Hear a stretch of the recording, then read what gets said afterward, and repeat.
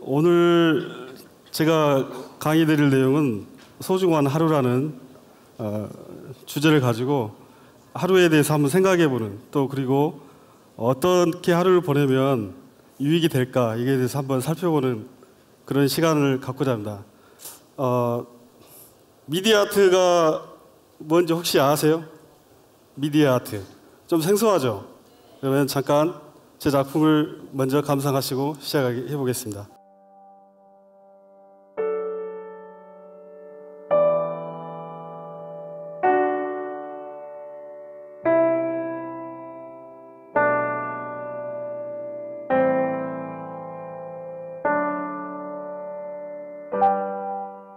방금 보신 내용이 여러분들이 미디어 아트입니다.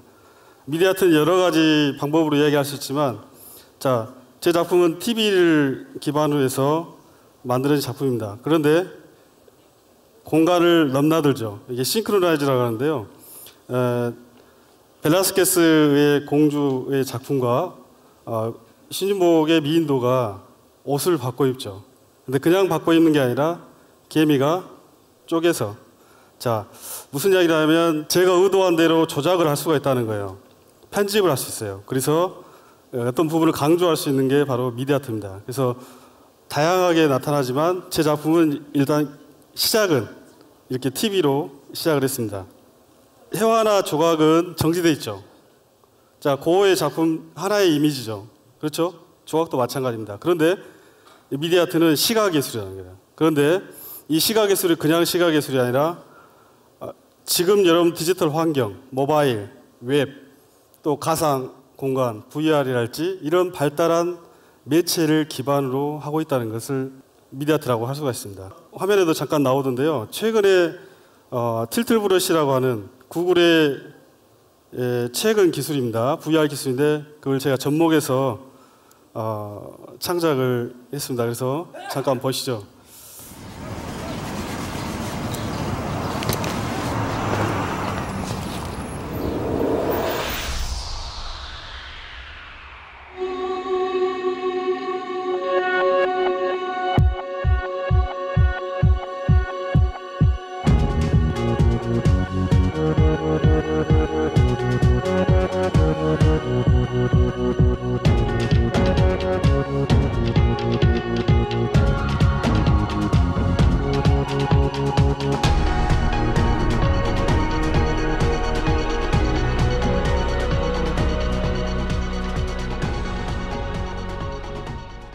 이 기술이라고 하는 것이 없으면 이런 작품이 나올 수가 없습니다. 지금 현재 진행 중인 전시 작품을 제가 보여드렸습니다.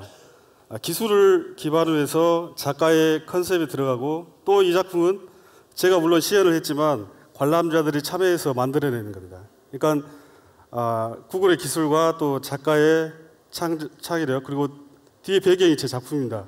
그래서 관람자가 만들어내는 콜라보레이션에서 만들어낸 작품입니다. 자, 제가 틸트 브러쉬 구글의 기술을 접목해서 창작을 할 수가 있었는데요. 구글 아트 컬처 매니저인 김윤경 씨를 2010년도에 만났습니다. 샌프란시스코 미술관에서 제가 전시를 가졌습니다. 그런데 그분이 큐레이터셨어요.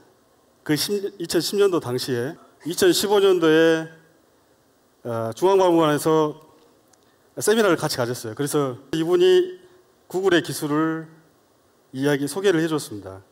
마침 그런데 베니스 비엔날레에 제가 혼혈하는 지구라고 하는 타이틀을 가지고 특별전을 가졌었거든요. 지금 베니스 비엔날레 전시 장면입니다. 구글이 또 부산 비엔날레 홍보를 하고 있었습니다. 그래서 제가 본전시에 참여하게 됐다고 이야기했더니 이런 게 있다고 이야기해줘서 제가 작품을 전시를 하게 된 겁니다. 자, 우리는 이런 만남을 통해서 이루어지는 거예요. 어디서 하늘에서 갑자기 어떤 유행 이런 것은 없다고 생각합니다. 오늘 이렇게 여러분들 만났잖아요. 그렇죠? 이런 만남을 통해서 이루어지는 거예요. 그러니까 현재는 과거의 어떤 산물이다. 나라고 하는 존재는 그렇게 생각이 됩니다. 자, 저는 처음부터 이런 작품을 하고 주목을 받고 해외에 전시하고 그러지 않았습니다. 지방대 나왔어요. 대학에 대한 욕심이 없었어요. 제가 고등학교 때 입시에 대한 욕심에서 저는 조선대학에 갔습니다. 그런데 미술을 하다 보니까 서울대, 홍대의 어떤 중앙의 어떤 미술의 벽을 많이 느끼게 됐어요. 그래서 굉장히 좌절한 적도 많이 있었고, 그런데 여러분들 지방대에 나왔다고 좀 의기소침해 계십니까? 그럴 필요 없다는 생각이 듭니다. 오히려 그런 환경에서 태어난 것이 저를 더 강하게 만들었고, 제3의 길, 해외에 전시를 하게 된 거예요. 자, 지금까지 제가 전시한 게 아니라 2016년입니다. 보이세요? 어느 날 제가 갑자기 전시한 게 아니에요.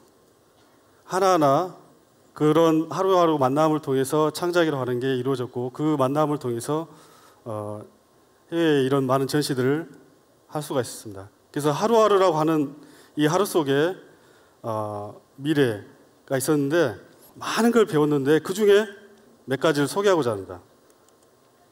자, 여기는 아르스 일렉트로니카 센터라는 오스트리아 린치에 있는 미디어 아트 센터입니다. 35년 전에 이 미디어 아트 센터를 만들었어요. 지금 세계 최고의 미디어 아트 센터입니다. 여기는 첨단의 기술을 통해서 관객에게 소통하는, 또 주민들이, 시민들이 만들어가는 그런 미디어 센터를 만들었어요. 여기는 지금 강변에 도나우 강이 흐르고 그 유리로 된 건물이 바로 아르스 일렉트로니카 센터입니다. 여기는 뮌스터라고 하는 독일의 조그마한 도시입니다. 10년마다 곳곳에 조각을 설치합니다. 30년 프로젝트예요.